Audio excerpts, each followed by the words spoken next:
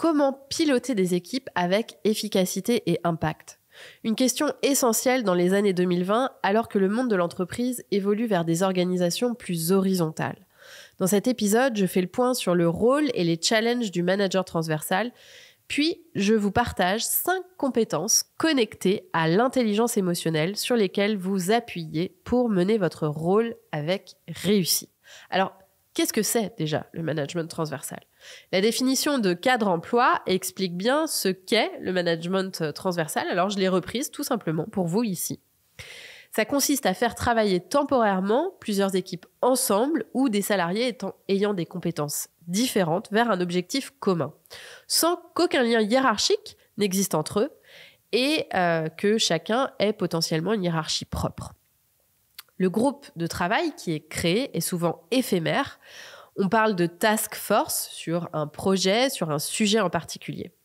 La coordination entre ces différentes personnes et équipes est effectuée par une tierce personne qui est ce fameux manager transversal. Son rôle est proche de celui d'un chef d'orchestre. Il est garant du projet, il doit s'assurer que la communication, la production et le rendu soient à la hauteur des attentes. Alors, sur des marchés qui sont en constante évolution, dans une époque de profonds changements, avec l'ère du numérique, le web 3.0, l'IA, le changement climatique, l'importance de la transformation de nos entreprises, etc., eh bien, l'agilité des entreprises et de leurs collaborateurs est nécessaire. Et donc, c'est ainsi que de nombreux projets de transformation ou de projets tout court émergent en interne et ces projets concernent plusieurs ou l'ensemble des équipes de l'entreprise et doivent donc être menés en transversalité. Par exemple, les projets de déploiement d'outils informatiques ou alors de responsabilité sociale et environnementale, des projets de digitalisation ou par exemple, dans mon entreprise, un des projets transverses, c'est notre séminaire Leader VIP qui mobilise toutes les équipes et qui est mené par Marion et Caroline. Eh bien, pour mener à bien ces projets, on confie en fait les responsabilités à un chef de projet qui opère du management transversal. Au sein du programme Leaders Ambitieuses, nous avons coaché de nombreuses managers transversales, qu'elles soient managers hiérarchiques sur un pôle et que pendant un temps, elles aient en plus la responsabilité d'un projet transversal, ou alors que ce soit leur fonction principale d'être chef de projet, et ça peut être des projets énormes. En fait, le management transversal en tant que tel est une mission de plus en plus fréquente qui nécessite vraiment des compétences managériales sans pour autant disposer d'autorité hiérarchique, ni parfois même de pouvoir de décision au sein des équipes. Vous pouvez être responsable d'un pôle et en même temps piloter un projet qui réunit plusieurs équipes qui ne reportent pas directement à vous au quotidien, mais qui font partie du projet. Et sur ce projet, vous êtes la personne de référence. Alors, quels sont les enjeux du management transversal? Personnellement, j'observe différentes problématiques. Il y a un enjeu de priorité. Vous êtes manager d'un projet et pour vous, c'est la priorité numéro 1. Et vous travaillez avec plusieurs autres équipes qui ont chacune des priorités différentes. Le projet que vous menez est peut-être pour elles comme pour vous en top priorité, ou alors, pour vous c'est en top priorité, mais pour elle, ce projet tombe en bas de la pile. Pourtant, votre mission, c'est de créer des résultats avec l'aide de ces équipes. Il y a aussi un enjeu de temps. Qui dit projet, dit délai, dit date de complétion. Or, plus les acteurs sont nombreux, plus les étapes sont nombreuses et plus le temps peut être dilué. Une étape qui doit être validée avant de passer à la suite est au point mort et vous perdez du temps sur votre deadline. Il y a un enjeu de collaboration. Différentes équipes, différents managers d'équipe et pourtant un seul manager transversal. Il y a des langages différents, des habitudes de travail différentes et il faut pouvoir concilier tout cela et trouver une façon de communiquer qui soit efficace pour que la collaboration se fasse dans le but que le projet fonctionne. Il y a un enjeu de compétences dans les projets transversaux. Quand on travaille sur un projet avec des équipes et des individus qu'on ne connaît pas, eh bien, on ne sait pas toujours où se trouvent là où les compétences dont le projet a besoin. On peut parfois complètement passer à côté d'une personne ou d'une compétence qui aurait fait avancer le projet plus efficacement, puisque par définition, ce sont des équipes que vous ne connaissez pas nécessairement. Et puis enfin, j'observe un enjeu de hiérarchie.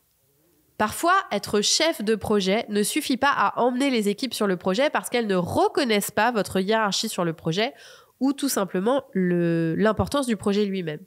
Cela peut être pour des facteurs très variés, soit une mauvaise communication et prise de décision de la part de la direction, soit de votre part une mauvaise posture, soit un manager qui s'oppose au projet et qui mène une partie des équipes, etc. Toutes ces problématiques sont vraiment du vécu en entreprise, de l'expérience des milliers de leaders que nous avons accompagnés chez Coach Happy. Et déjà, je voudrais vous dire une première chose. Si vous vous reconnaissez, eh bien, vous n'êtes pas seul. Le management transversal est un sujet important pour nous toutes. Je pense qu'il ne peut que continuer à se développer et il est donc nécessaire de réfléchir au sujet, de renforcer vos compétences pour avoir l'impact que vous souhaitez sur le ou les projets que vous menez. Ou même si vous n'en menez pas aujourd'hui, il est possible, parce que le monde du travail se développe comme ça, que vous arriviez à un moment à en mener un. La deuxième chose, c'est que je vous propose de vous partager 5 compétences sur lesquelles vous appuyez et ou vous développez pour renforcer votre capacité à être un bon manager transversal. Première compétence, le pouvoir d'influence.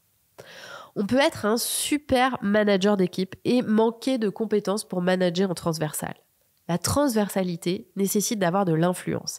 Il est à votre avantage de connaître un maximum de personnes dans l'entreprise, d'entretenir votre réseau interne pour comprendre les enjeux des différentes équipes que vous devez mobiliser sur le projet, pour aussi obtenir des équipes ce que vous souhaitez et anticiper les éventuels besoins et problématiques.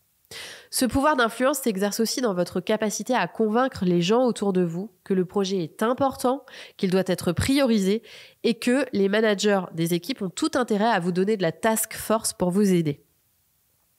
Parce que lorsque vous n'avez pas de lien hiérarchique, personne n'est obligé de vous écouter. Et c'est donc votre pouvoir de conviction et d'influence ainsi que la confiance que vous avez développée, et on en parlera au deuxième point, qui vous aidera à obtenir ce dont vous avez besoin pour le projet. Et chose ô combien importante, cette influence doit aller jusqu'aux équipes de direction, si vous n'en faites pas partie. En effet, un projet porté par la direction, quel que soit le manager transversal, aura plus de chances d'être mené à bien en collaboration et dans un temps imparti que si c'est un projet qui n'est ni soutenu ni mis en avant. Alors demandez-vous, comment pouvez-vous développer et déployer votre influence ? Et ça peut être, par exemple, de commencer par rencontrer les différents managers des équipes avec lesquelles vous allez travailler sur le projet. Deuxième compétence, développer la confiance. Puisque bien souvent, il n'y a pas de lien hiérarchique entre un manager transversal et les collaborateurs qui travaillent sur le projet, la confiance est primordiale. D'une part, la confiance entre les différents acteurs du projet envers le manager. D'autre part, la confiance dans le projet, dans son objectif, dans son impact. Demandez-vous si les gens qui participent au projet vous font confiance. Vous connaissent-ils ? Connaissent-ils les objectifs précis du projet ? Managez-vous le projet de façon visible et efficace ? Si ce n'est pas le cas, si vous ressentez un déficit de confiance, quelles sont les personnes clés avec lesquelles vous devez retravailler cette confiance ? Être manager transversal, c'est être stratège. Pour obtenir des collaborateurs ce dont vous avez besoin d'un capital confiance. Je me souviens avoir coaché une de mes clientes qui pilotait un projet transversal et qui, à chaque réunion de travail, se trouvait confrontée à un collaborateur qui remettait systématiquement en question les décisions, même lorsqu'elles avaient été actées à la réunion précédente. Clairement, il y avait un déficit de confiance de la part de ce collaborateur et c'était également difficile de compter sur lui pour le projet. Sans cette confiance, le projet peut être totalement bloqué. Donc ce n'est pas un détail ici, mais bien un sujet dont elle a dû se saisir. Travailler en plus étroite collaboration avec lui donner du feedback, faire intervenir la direction pour clarifier les parties prises sur le projet.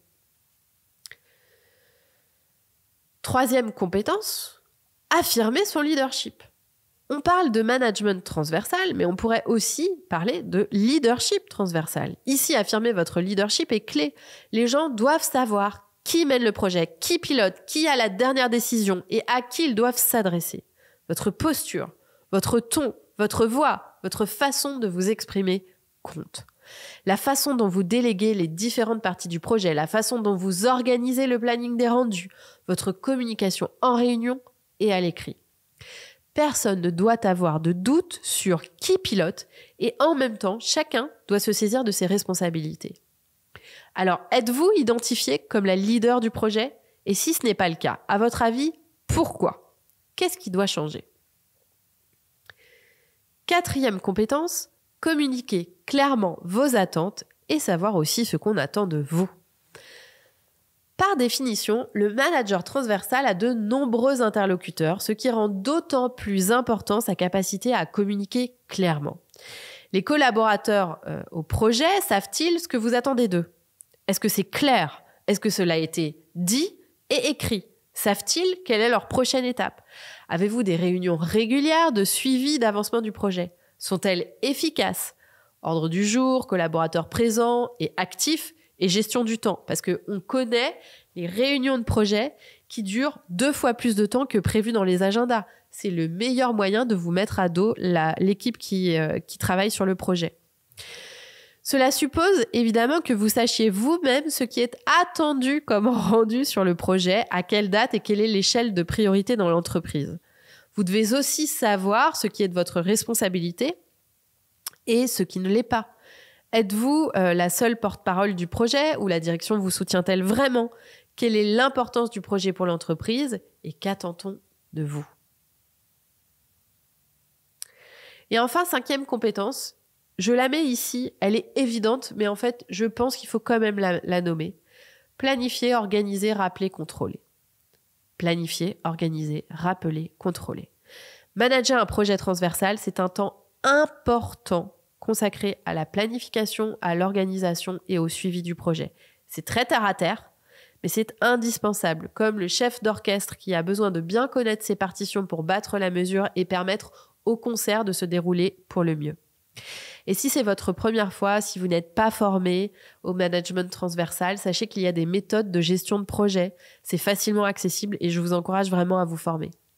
Chez Coach Happy, par exemple, sur nos différents projets, les managers utilisent Trello et Notion et chaque contributrice au projet utilise elle-même ces outils pour valider son avancement sur le projet. Donc, nous avons vu 5 compétences. Et vous noterez qu'à travers cet épisode, que les compétences sur lesquelles je vous encourage à mettre l'accent sont principalement des soft skills, des compétences connectées à l'intelligence émotionnelle. Le pouvoir d'influence, la confiance, l'affirmation de votre leadership et vos capacités de communication. Parce que vos situations seront vraiment le fruit de l'humain et de la situation du projet au sein de l'entreprise. Chaque manager transversal fait face à ses propres problématiques techniques et ce sont vos compétences humaines qui vous seront les plus utiles si, bien entendu, elles sont accompagnées par votre capacité organisationnelle et de coordination et aussi votre capacité à aller chercher la bonne compétence au bon endroit. Ce sont autant de sujets sur lesquels nous coachons nos leaders au quotidien dans le programme Leaders Ambitieuses parce que votre plus grande limite ici, c'est probablement vous-même, votre sentiment d'illégitimité et la peur d'oser. Alors en avant toutes, chers leaders. L'épisode vous a plu? Pour me soutenir, parlez-en autour de vous et laissez un avis 5 étoiles. Sachez que nous proposons plusieurs formations avec différents formats à destination des particuliers comme des entreprises. Retrouvez toutes les informations sur notre site jennychamas.com ou venez discuter avec nous sur Instagram et LinkedIn.